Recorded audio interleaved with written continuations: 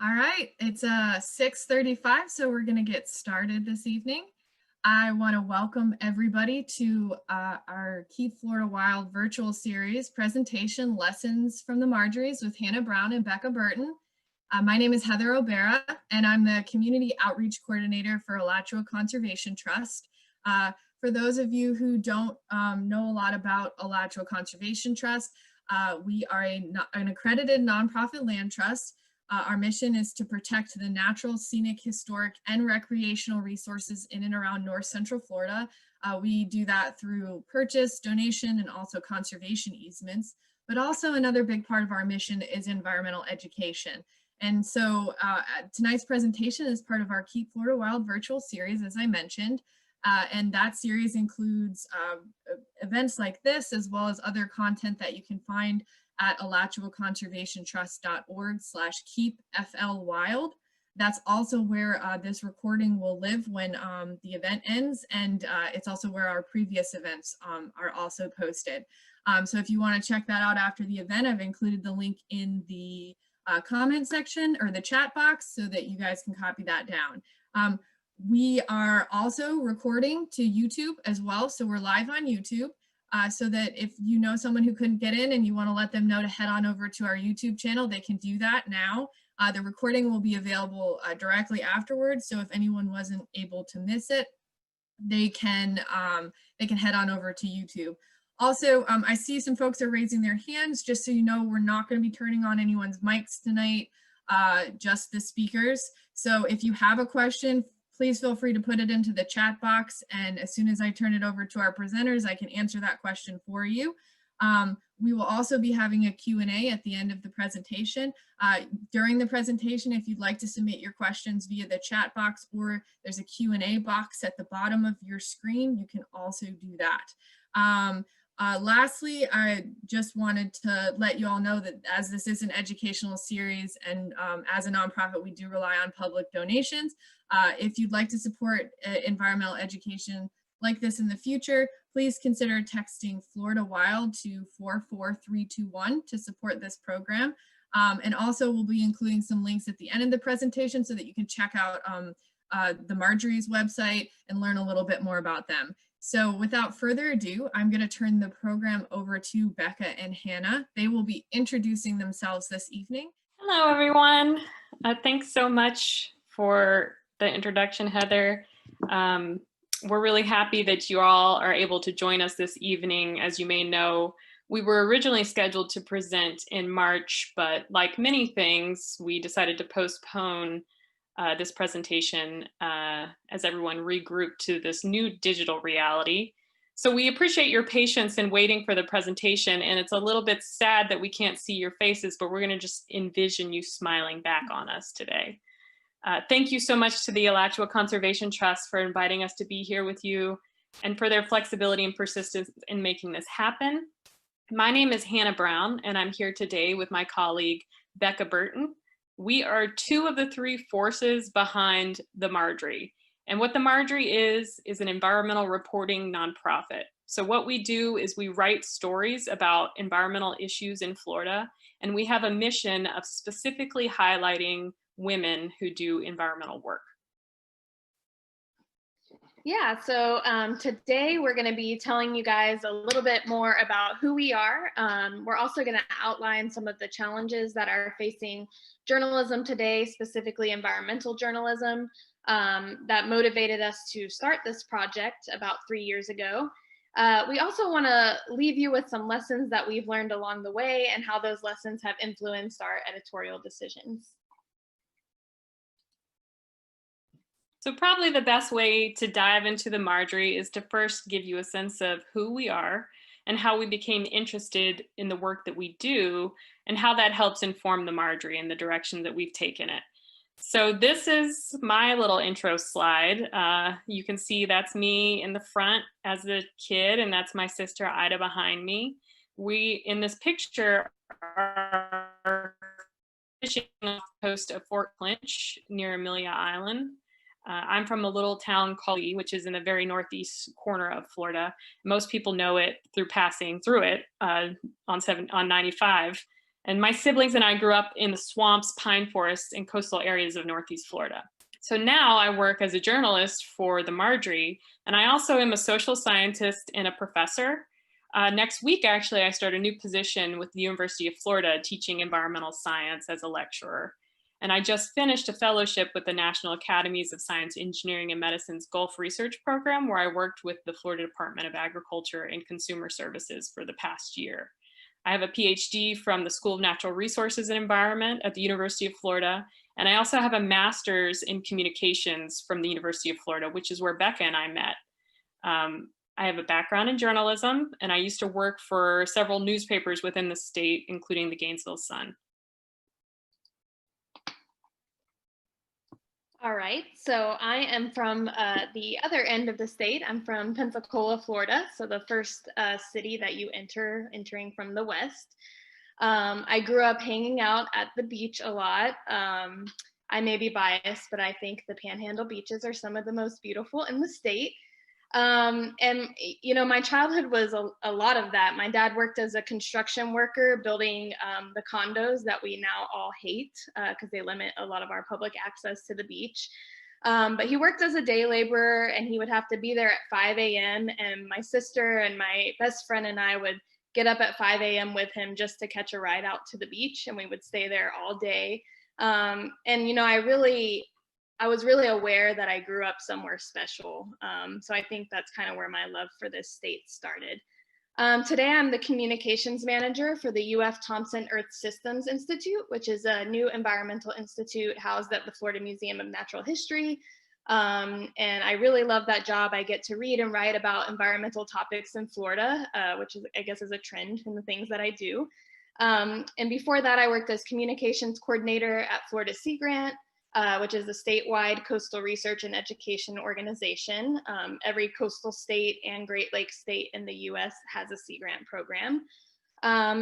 Before that, I went to undergrad at Florida International University all the way across the state in Miami, where I got to kind of live in and learn about an entirely different part of Florida, both in landscape and in culture. And there I interned and later freelanced at the Miami Herald before coming to grad school, where I met Hannah. And this is our third member, Anna Hamilton, who could not be here tonight. She is a native of St. Augustine, Florida, and she grew up on and in the historic Matanzas River. Some of her earliest memories are of tromping through the mudflats with her brother and cousins, oystering and fishing up the creeks with her dad, and surfing the Matanzas Inlet. Today, she's a radio producer and an oral historian. Much of her work focuses on environmental issues, social justice, and the folkways of the American South, and Florida in particular. She has a master's in Southern Studies from the University of Mississippi, and she's pursuing her PhD at the moment from the University of North Carolina in Chapel Hill, which is focused in American Studies. She's also the project director of Matanzas Voices, which is a multimedia oral history project documenting stories of life and work along the Matanzas River. So that just gives you a sense of who we are. I guess you could probably see why we came together as a team, because we all have pretty similar interests and backgrounds. So when we launched the Marjorie because while we each had full-time jobs and certainly had a lot on our plate, we still had this itch for reporting on Florida's environment in a way that we weren't constrained. Sometimes working for universities or for other things like that, there are a lot of rules. So we wanted a place where we could write what we wanted to write. And before we started it, we wanted this publication to have a very clear purpose and mission. So we first needed to understand how we would be different and what gaps needed to be filled. So we started with a list of challenges that are facing environmental journalism today. So the first one is that there's often this kind of focus on conflict. Environmental news is framed a lot of times in an us versus them way. It creates tension, which is normal in any news story. You know, it gets people to click on it, it gets people to read. But it also kind of creates these unnecessary tribes. I kind of have a pet peeve against the word environmentalist being used in news stories, because I feel like it pits people against each other when really, especially in Florida, a lot of us want the same thing. A lot of us value our natural resources. We just may have different understandings and different methods of how we want to protect them. So at the Marjorie, we really try to find that common ground, to find that nuance that exists with these issues. And we argue that those stories can be equally as compelling as focusing on the conflict, and actually can be very productive. The second one is there just aren't enough journalists dedicated to telling these in-depth environmental stories, especially ones that are kind of outside of that daily news cycle grind. And this is due to a lot of things. It's no secret that the journalism industry has been struggling for a long time. Newspapers are still trying to figure out the best way to survive, especially in times of COVID. And some larger papers like the Miami Herald have dedicated environmental reporters, but many don't. So an environmental story may be covered by someone who does a governmental beat and who may not be as in tune or have been following the issues for a long time. The next one is that we have a lot going on in the state. We're home to 21.3 million people and very quickly growing. And so there's no shortage of conflict between people and the environment. There's so much going on. And these issues impact every single one of us, every person in the state. But a lot of times these stories may only include a limited amount of perspectives. They may focus solely on economic perspectives. They may focus only on a certain type of person. So in each of our editorial decisions, we try to be very intentional with finding sources and finding people to interview, especially those who might be left out from traditional narratives. And lastly, women have long been important parts of Florida's environment and environmental movement, but they're not always represented that way in the media. And I'll let Hannah take it from here. So the other important thing to know about the Marjorie is that we have a tagline, and that tagline is to reclaim the hashtag Florida Woman. And this is in response to the hashtags Florida Man and Florida Woman in Twitter and the news stories that you've likely seen about Florida Man. I'm gonna just assume most of you are probably familiar with those. So we'd like to give you a little bit of background behind why we chose this phrase as part of our messaging. So here's a few visuals to help explain. First, this visual shows the gender breakdown of Florida Man headlines posted on a subreddit about Florida Man. So this was done by Kevin McElway, and what he did is he analyzed 7 years of posts in this Reddit that were then analyzed by a web app. So keep in mind that these were specifically posted on a Florida Man Reddit. So this is not a scientific generalizable study, but it does help give you an idea of how the public characterizes Florida's story. So you can see here that overwhelmingly these stories were about men. The majority of the headlines focused on men, 4 times as many as women. And here are the top 20 verbs that were found in those headlines. So you can see at the top here, arrest was the most common verb that was found in those headlines. Steal, shoot, break, and threaten also made the list. So what is this story telling? We argue that these types of stories that focus on these more violent stories or stories about crime stereotype Florida people, and they often exploit the mental health and poverty challenges that many people in Florida struggle with. And we also want to show this, where are these stories being published? So the Tampa Bay Times was the most common source. And we would argue that the Tampa Bay Times is one of the most highly respected and one of the most widely read newspapers in the state. So this gives you an idea of what these often publicized Florida headlines look like. And to us, those headlines, they're not telling the story of Florida as we know it. In fact, they seem to be telling a very singular story of violent men. So that brings us to our mission.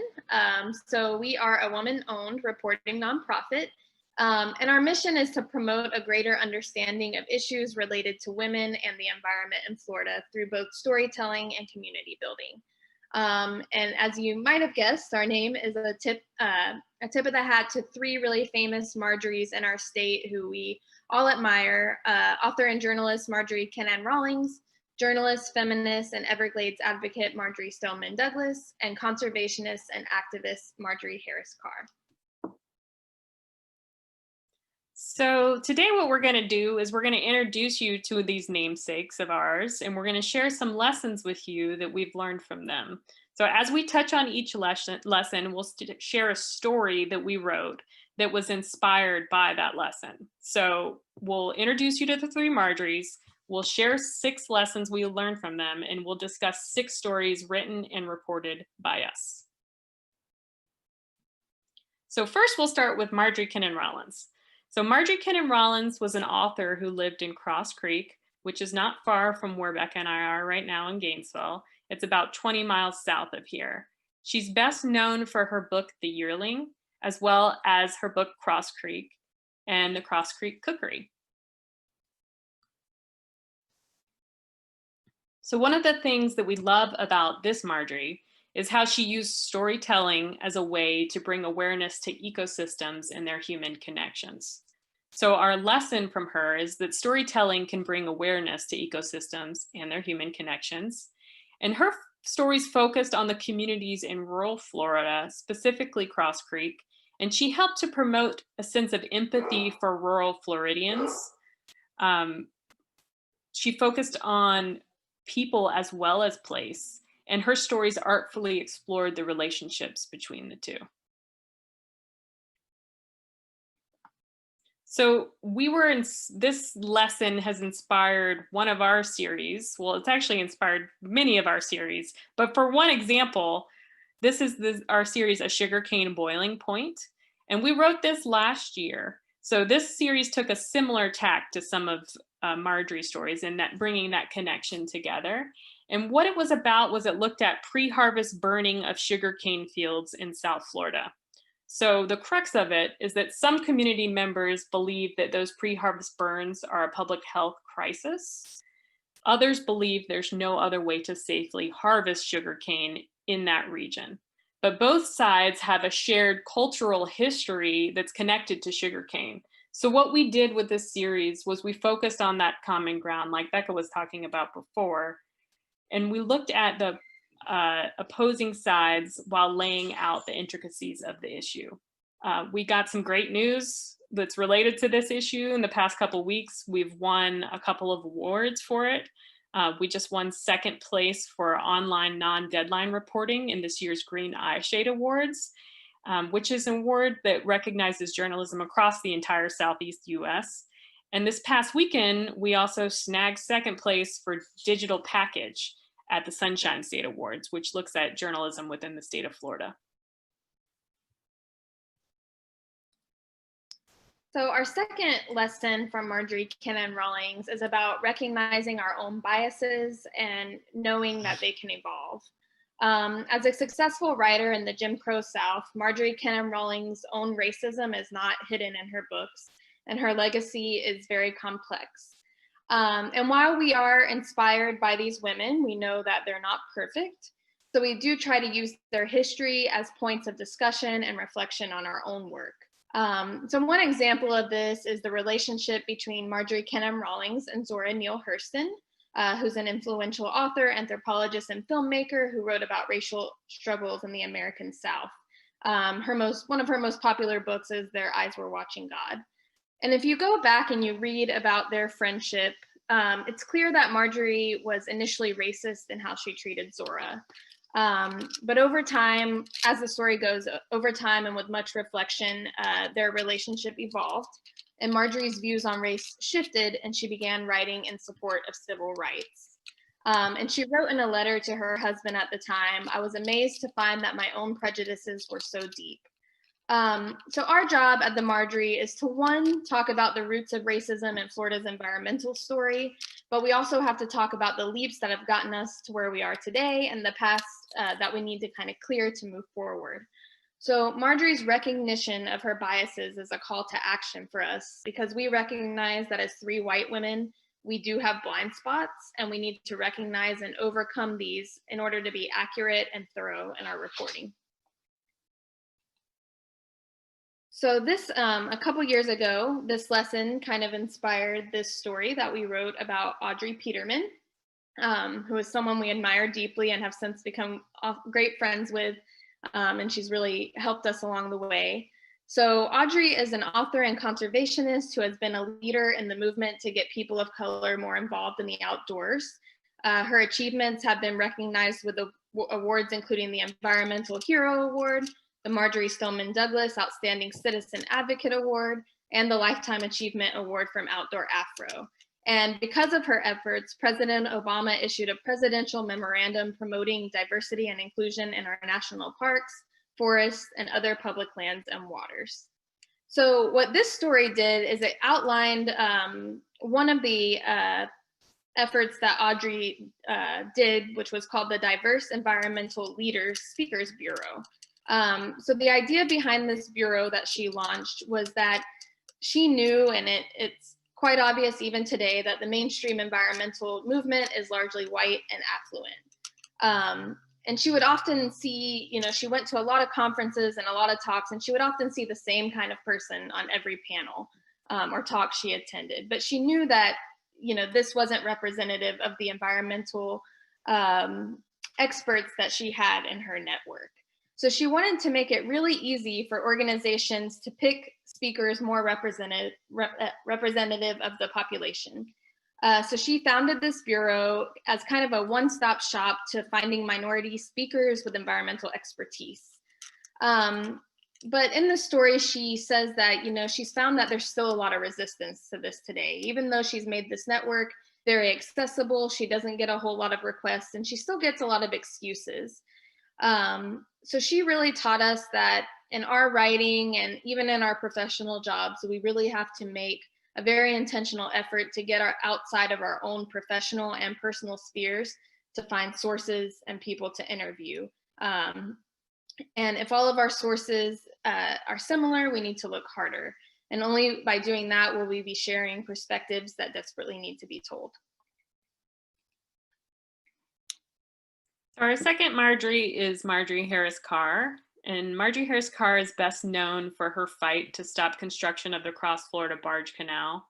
She had her master's in zoology from the University of Florida, and she's the wife of well-known sea turtle conservationist Archie Carr. She's also known for her work to establish Payne's Prairie Preserve State Park, which, if you live in the Gainesville area, is a very beloved park. So our lesson from Marjorie Harris Carr is what's past is present. Carr's activism stopped construction of the Cross Florida Barge Canal, which was a shallow canal that would have literally cut Florida in half and could have been an environmental disaster. This canal was in the north central region of the state, and now there are plans to develop this same region for a stream of toll roads that would cut through some of the remaining undeveloped lands in Florida. So what we mean when we say what's past is present is that the environmental struggles of the past are still being fought today and are often more complicated than when the problem was first identified. And one example of this is seen in our series, Treading Water. So we wrote this series last year, and in it we focus on the perspectives of young people who are working to incite change and how the state of Florida approaches the effects of climate change. Specifically, we spoke with a group of young people who were working to sue the state of Florida for their inaction on climate issues. So warnings of climate change are not new, and this evidence has existed for decades, and the issues have been passed from generation to generation, which seemingly seem to worsen each time.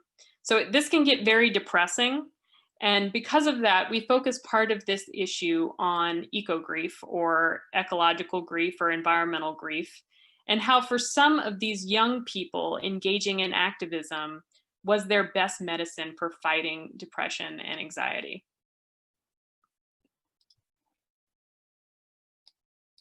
So our fourth lesson and our second lesson from Marjorie Harris Carr is that past environmental mistakes can be fruitful for the future. So for this lesson, we look at what became of the land that was originally slated for the Cross Florida Barge Canal. After the land was turned over to the state, it was slated for conservation and is today named as the Marjorie Harris Carr Cross Florida Greenway, which is an important mile-wide wildlife corridor that spans 110 miles from the Gulf to the St. Johns River. It's also the first wildlife corridor in Florida to have a land bridge that crosses over I-75 for both wildlife and hikers. You may have seen it before, and if not, keep an eye out for it next time you're driving south on I-75 from Gainesville, if you live in Gainesville. And one way we apply this lesson is in our work is through our Dispatches from a Sinking State contributor series. So through this series, we provide a space for women in Florida to share first-person stories of the environmental change they're witnessing.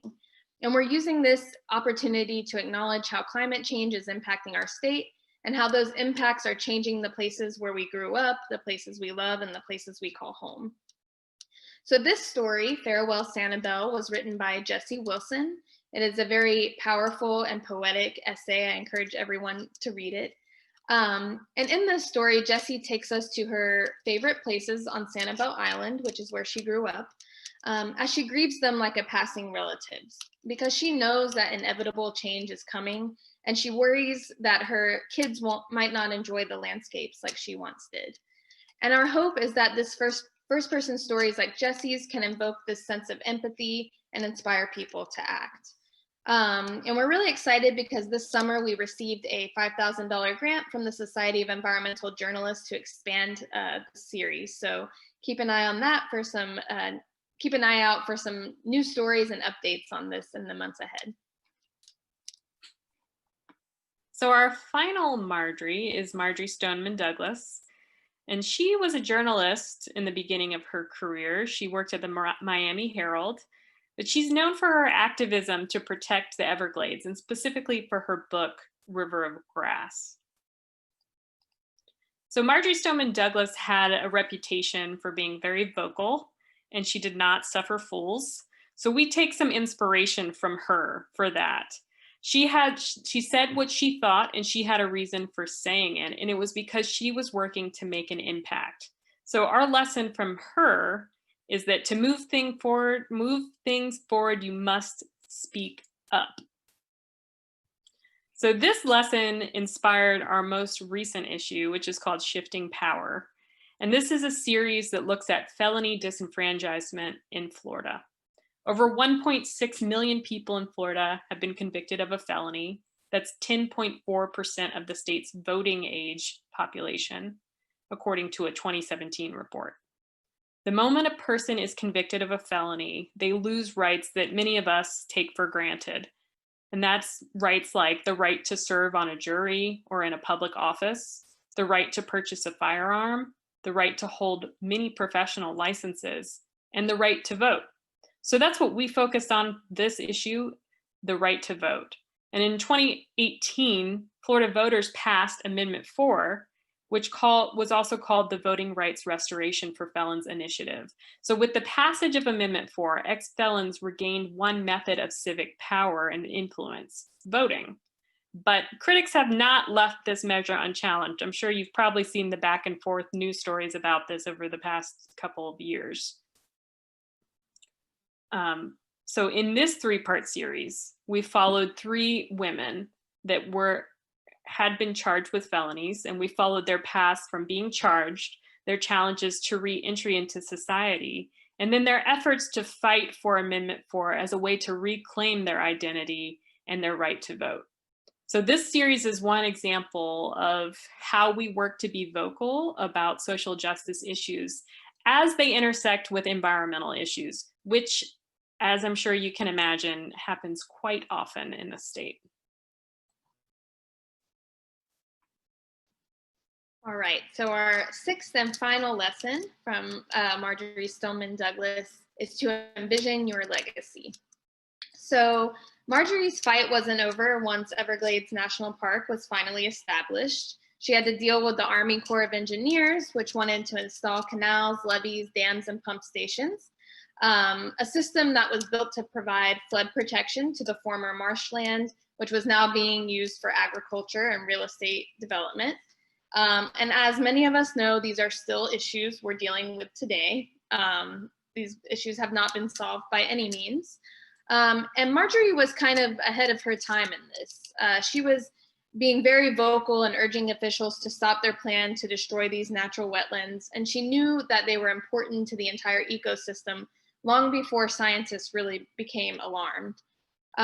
She lived until she was 108 years old, and today she's still very much honored across the state.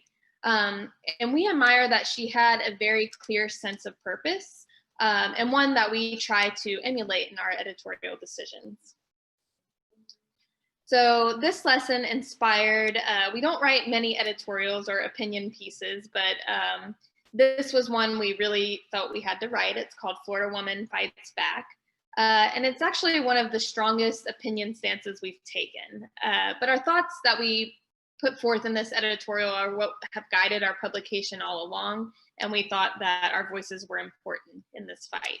So in this editorial, we spell out why Florida stereotypes are harmful, as Hannah kind of pointed out earlier in the presentation, and kind of why we want to change the script and why we need to change the script to move forward. And at the end of this editorial, we announced a campaign to highlight the role of women in Florida's environment through both storytelling and community building.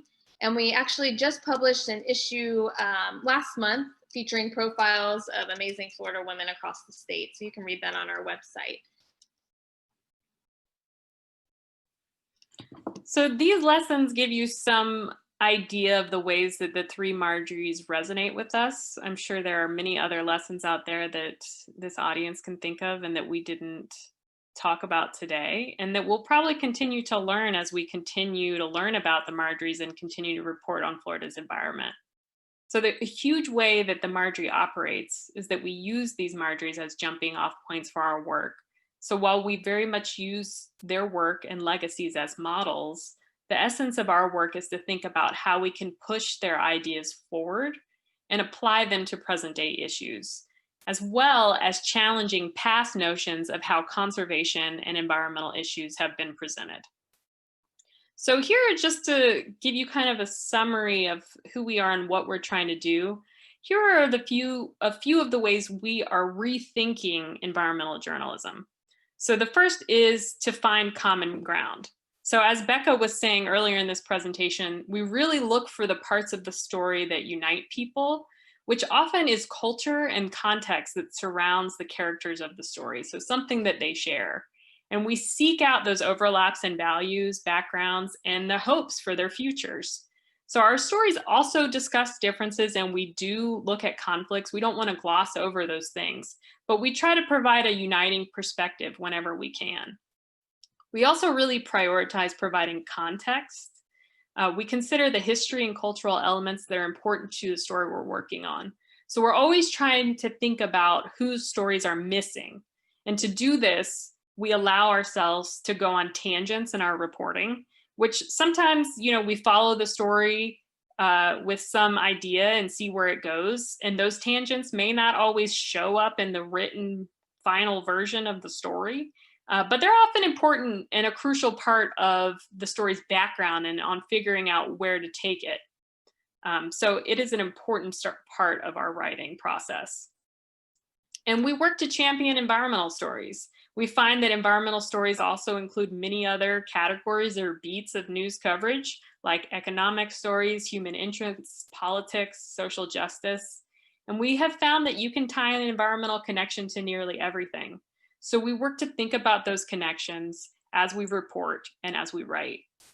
And we seek out untold perspectives. That's a big part of who we are. We focus not just on the issue at hand, but the people who are affected. So one of our major goals in our reporting is to introduce characters that people aren't familiar with. And we consider this a major part of our civic duty as journalists, and we take it very seriously to introduce new perspectives. Alongside this, we make sure that we're not only looking for new perspectives, but that we're representing those perspectives accurately. And our publication is inspired by these three historic women, which we've talked about today. And we have a mission to reclaim the hashtag Florida Woman. But as you can see from some of the stories we've talked about, our reporting focuses more generally on environmental stories. So we don't just coverage of women, but we make sure to include women as sources to remember the contributions of women in our reporting, especially when it comes to Florida's environmental story and history. And alongside reporting, our mission, as we stated before, also includes community building. And our ultimate goal is to build a community of environmental scientists, journalists, artists, and thinkers in the state.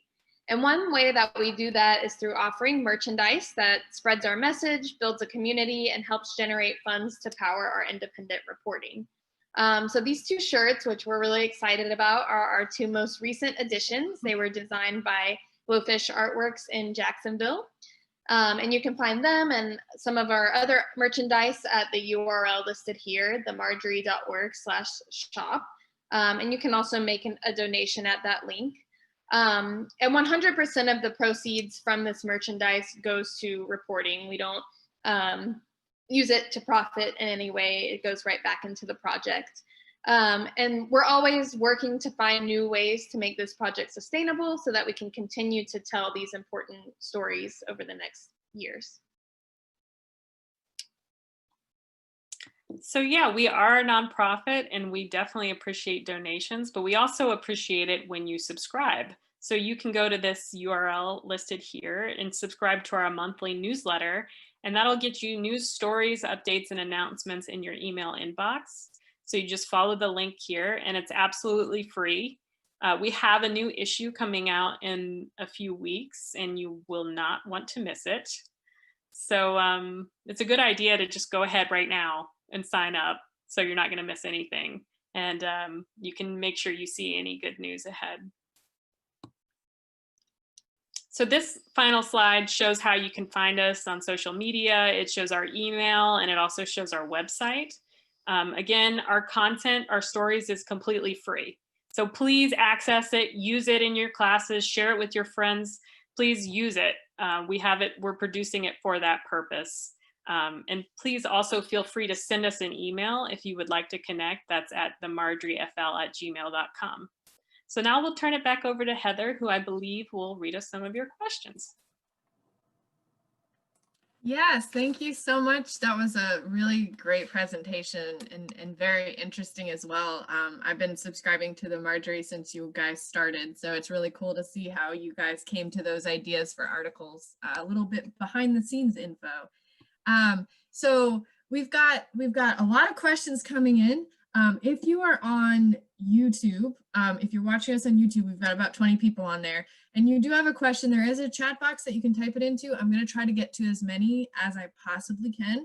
I'm looking to my left because I've got YouTube up on my spare computer, so please forgive me for that. But I'll try to keep track of them. So the first question that we got in, and I think it's a great one, is what's your advice on how to speak up when we're all staying home? Because, you know, we've got the pandemic happening right now, and a lot of us are trying to keep ourselves safe and healthy by staying home. So how do we speak up from home? I can start. So I think one thing I would start with is just that it's important to speak up, but it's also important to look within. And I think right now it's a pretty traumatic time for everyone. So just tuning into yourself and making sure your mental health is as good as it can be in this crazy time is a good first step. And by doing that, you're actually helping bigger causes. But if you are feeling sane and you're feeling, you know, comfortable and you want to get out of your comfort zone more in this time, then there's a lot of things that you can do to participate and be a part of bigger communities.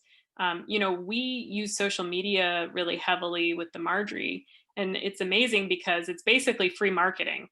You know, if you have an idea or an event, you can promote it on social media and you can find like-minded people to get along on the idea with you. The other thing is to write.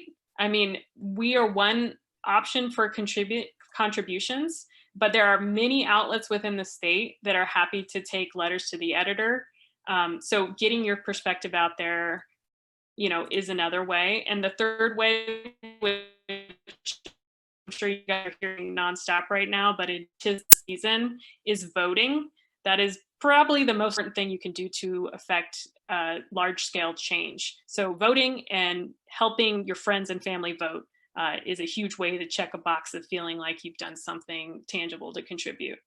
Was there anything else that you wanted to add to that, Becca? Well, just something that I thought when we were interviewing people for our youth climate change story, we got a lot of great advice from these kids who are really big advocates for the climate crisis. And one of their biggest pieces of advice is to find one thing that you're really passionate about.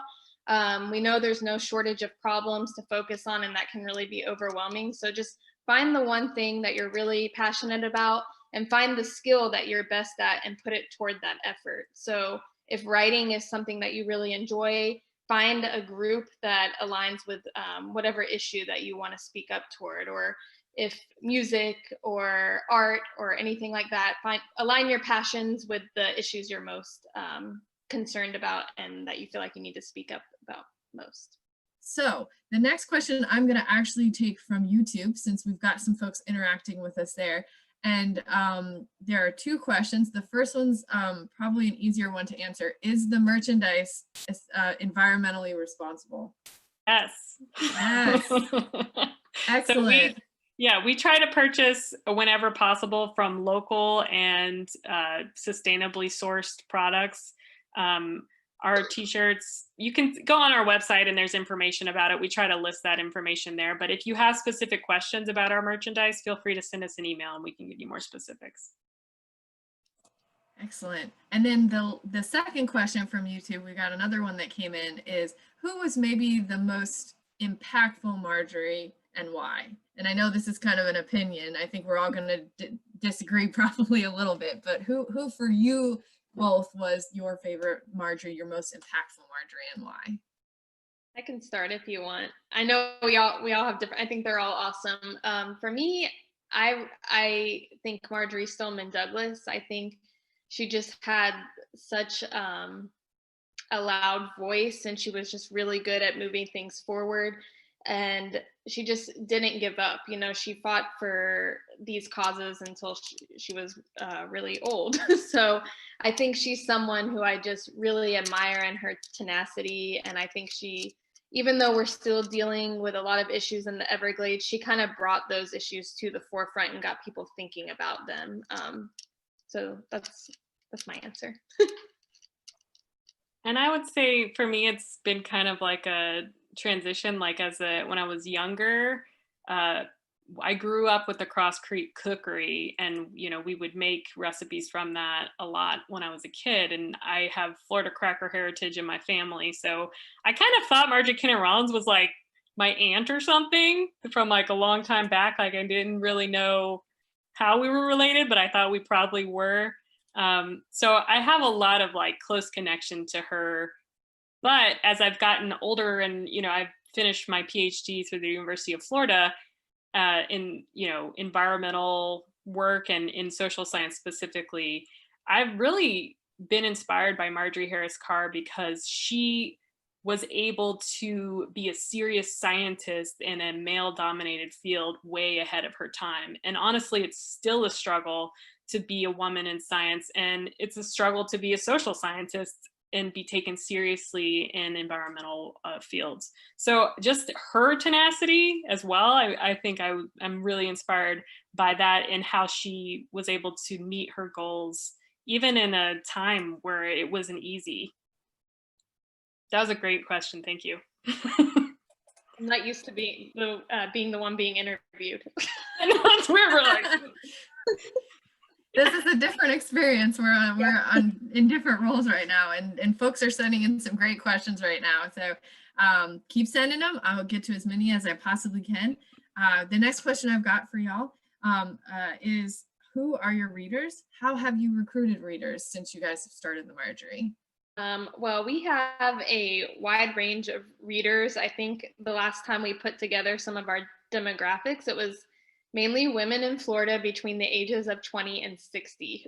So At this time, we don't really have a fancy analytics system because most of our stuff or all of our stuff is digital. Um, but based on our social media analytics, I would say that's what our readers are. I know that's very broad. And we recruit them in different ways. Prior to COVID, we would do a lot of tabling and presentations like this one where we would collect subscribers to our newsletter. So that's one way that we kind of garner readership. And the other way is through our social media channels. Do you have anything to add to that, Hannah? I would just say that we do have some very dedicated men that are readers as well. And we love the men that support us. So shout out to those dudes too. So this kind of piggybacks on this a little bit, just talking about readers and getting people engaged in what you're doing. You know, Florida is a state where a lot of folks are moving here. They're not originally from Florida. I tell people I'm a native Floridian and they're like, wow. And I just think it's this normal thing, but there's a lot of people that moved here. We have 1,000 people a day coming to Florida every day moving here. And so does that make it difficult to report on issues and get people engaged in these issues when, you know, some folks are just moving here, might not feel as connected to Florida's history as those of us who might have been born here and grown up around it? Is that kind of an obstacle that you guys deal with, or how do you deal with that obstacle? I think it's a great question. And that's something, you know, we have this focus on Florida women. So we've had a lot of conversations on like, what does it mean to be a Florida woman? And where we've landed on that is if you care about Florida and you're a woman, you're a Florida woman.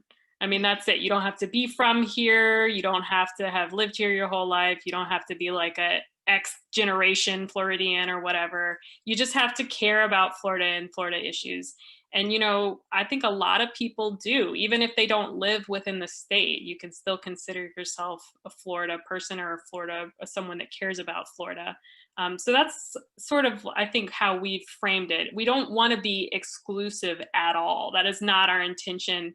We're just trying to change the frame. We're trying to change how a Florida story is told. And I think obviously people are interested in Florida story because these Florida man news stories are everywhere. I mean, they're internationally known.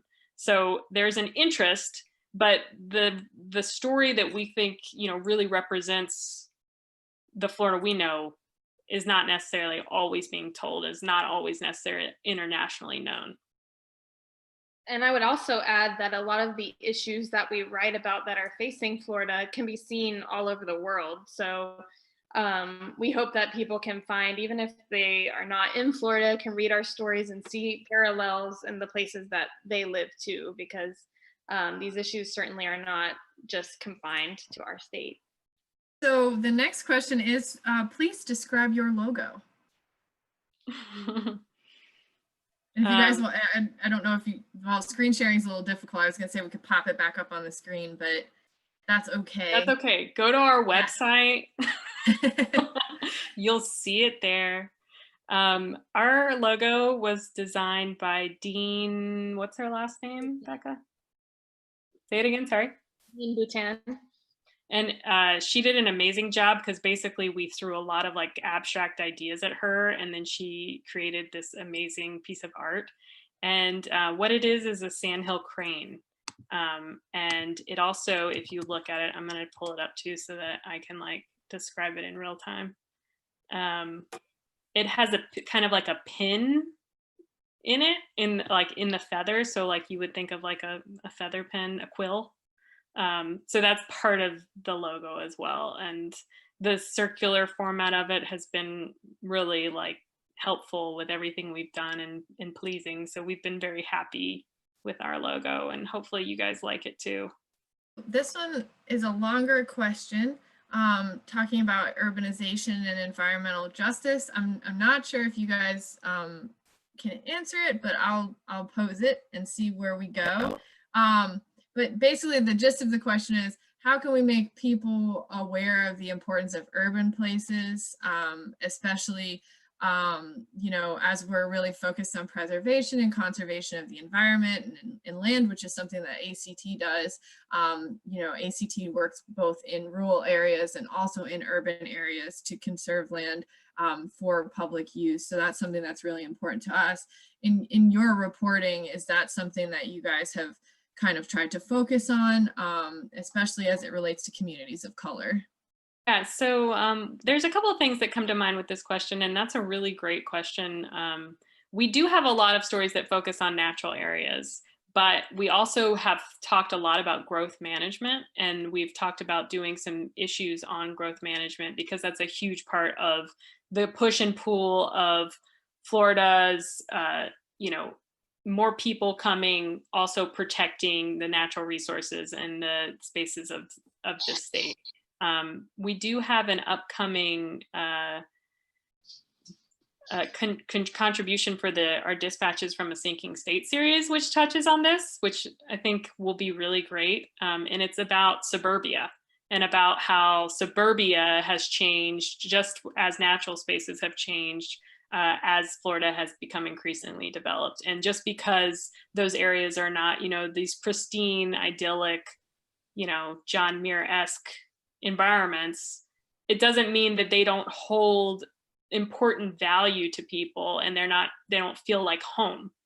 So we're really excited about that. That should be coming out in the next couple of months. So that's a good excuse to go ahead and subscribe to our newsletter.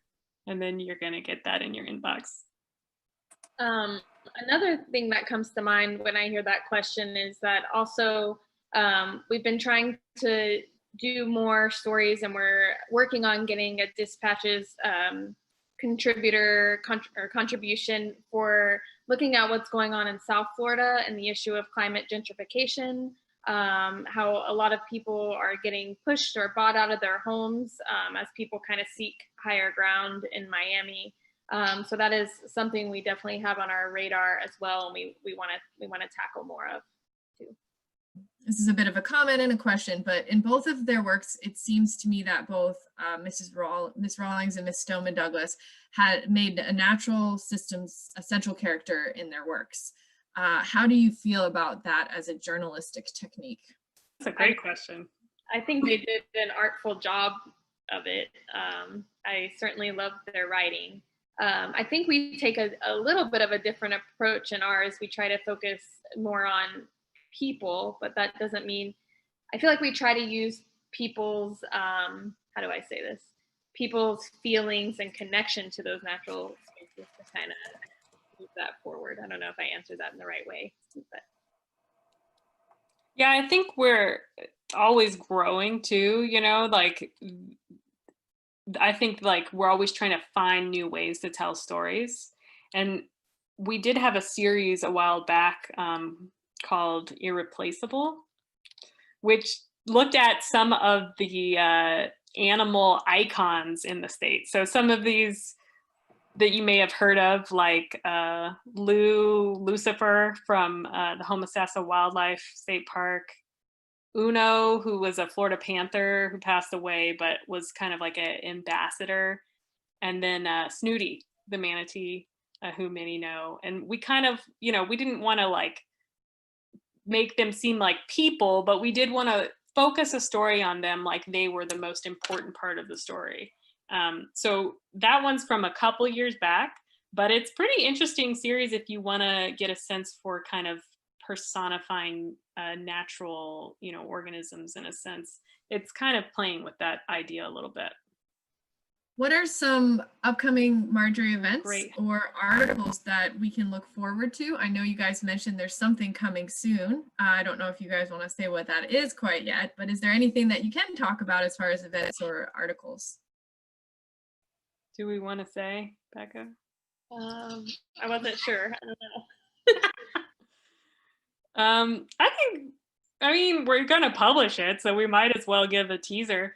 So we're working on an article right now about the University of Florida and the Institute of Food and Agricultural Sciences. So there was an announcement released a couple months ago, which was in response to the George Floyd protests this summer. And what that announcement, one of the things it said was that the University of Florida is phasing out its use of inmate labor at the agricultural research stations that the University of Florida owns. So what we're doing is we're looking at what that means. It's right now they're talking about it might take about a year to phase it out. So we're looking at what that's going to mean for those research stations, what it's going to mean for the inmates that used to work at those stations, and also the historical context that it's situated within. We are excited about this issue. I think it's going to be a really good one. And we're partnering with Southerly on it, which is a similar kind of organization, but they cover the Southeast. And if you haven't checked out the Southerly, I would highly recommend looking at their coverage as well. They have some awesome stories. So that's a big thing coming up for us. This summer also, we've been kind of using this time at home to figure out how to fund ourselves. So we're trying to really focus on our development. And we've made some strides. You may have seen we had our first membership drive this year, and we did well. We didn't quite meet our goal, but we got close. And so we're trying to figure it out. You know, this nonprofit news situation it's kind of a new model. I mean, there are some other nonprofit news organizations you may be familiar with, like NPR is one that most people know, and Mother Jones is another one we look at very closely. And so we're trying to figure out how to do this, you know, without taking money from advertisers. How do you fund in-depth journalism? So that's something I think we're going to hopefully be having more updates on that project as well as we figure it out.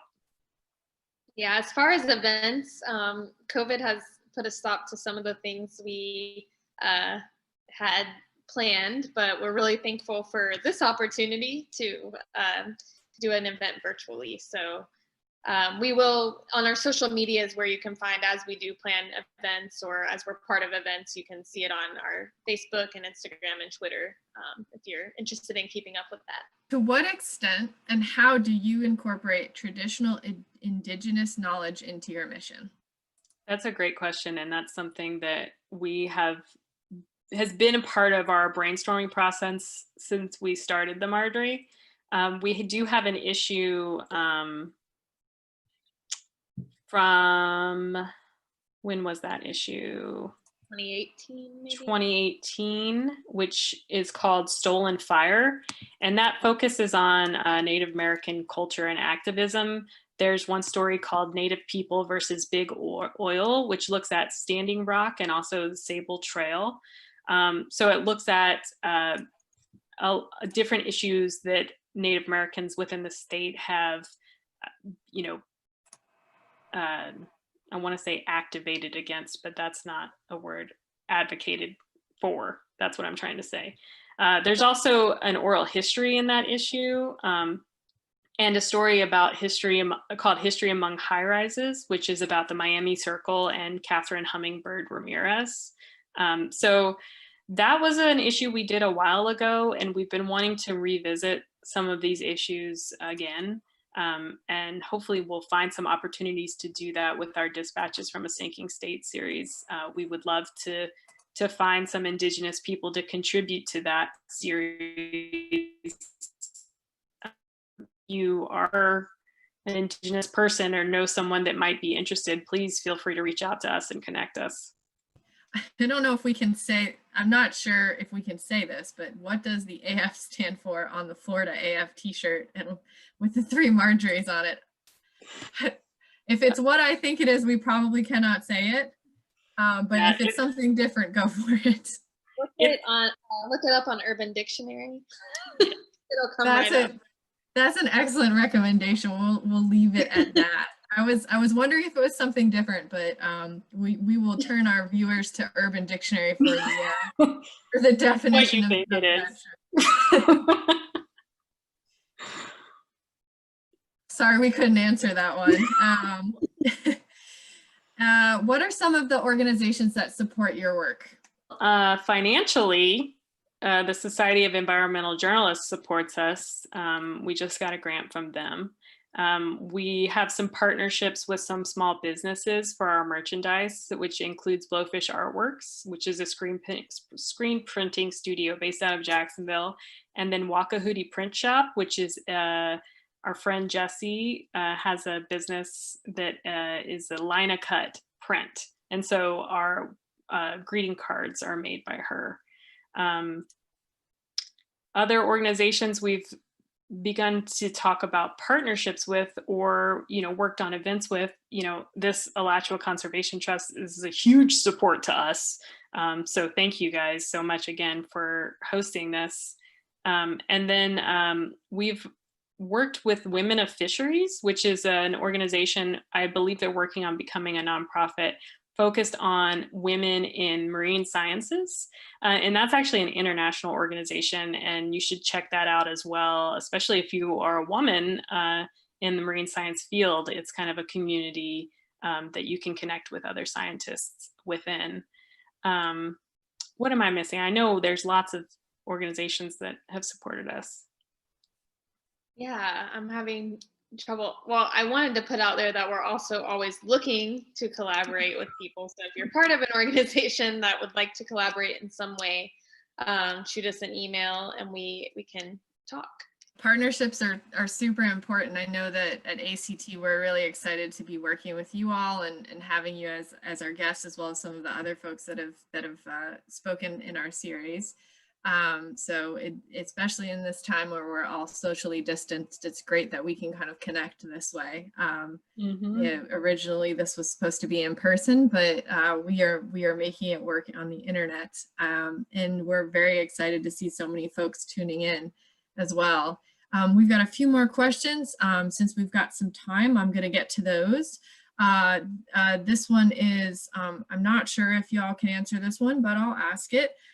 It's and even the person who sent it said this is not an easy question to answer. So, but do you know of any examples of things that like Florida parks or public spaces are doing to help people of color feel more welcome in those spaces? I know that this has been a dialogue that's been happening, especially in the most recent months, and something that even us at Alachua Conservation Trust are very much aware of and doing our best to make our public spaces welcoming to everybody. But is it something that you guys have considered maybe covering as a topic or have come across in your work? I definitely think anyone who, if this was the first time you've heard about Audrey Peterman, this is definitely her line of work that she's been working on for a really long time now. And she's written a lot of books and developed a lot of resources for organizations, specifically for public parks and national parks, to use to help kind of further this mission. So we are not experts on this by any means, but I believe Audrey's website is legacyontheland.org, where she has more information about that. And I believe this is the last question, but if someone were interested in writing a piece for the Marjorie, how would they go about that? We have a link on our website, which I'm navigating there so that I can tell you exactly where it is. But I believe it's under, okay, here we go. Contributor series. And then if you hover over that, you'll see pitch to us. And then if you click on that, that will take you to a page that talks about how you pitch. And there's a form there, a Google form that has kind of like a step-by-step questions about the story that you're interested in pitching, why you're a good person to tell that story. And then once you fill out the form, one of us will contact you and talk about next steps. Right now, we're really looking for pitches for a couple of our contributor series. One of them is Dispatches from a Sinking State, which we've been talking about. We also accept pitches for Lessons from the Marjories, which there's an amazing contribution by Leslie Kemp Poole about magnolia trees to show you kind of an example. But that's similar to our presentation today, kind of looking back at those historical stories and bringing them into a present day context and having kind of a first person view on them. A lot of our stories have a first person kind of narrative element when they are from contributors. So we really rely on contributors to give us those first person essays. So if you have a story like that and it sounds like it could fit within something that we've done, definitely we encourage you to look at some of the contributions that are already out there, and then contact us. We would love to hear from you.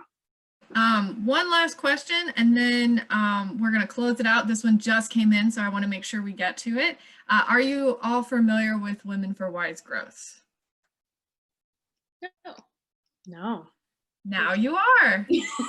So I guess all of us can look that up. Thank you for that question. We're all learning new things tonight. Was that wise growth? Like yes, WISE. Yeah. Cool.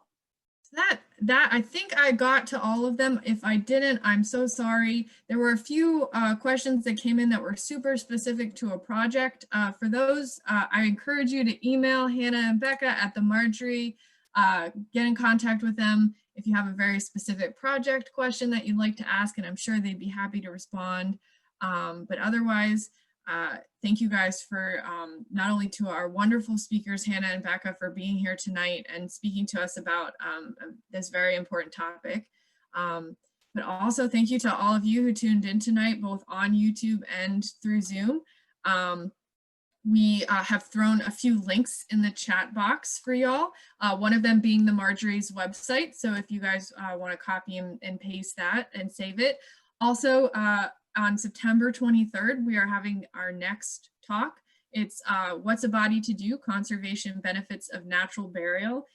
It's a very interesting topic. If you've never heard of natural burial, we have a cemetery, a natural cemetery at Prairie Creek Preserve, where Alachua Conservation Trust is based.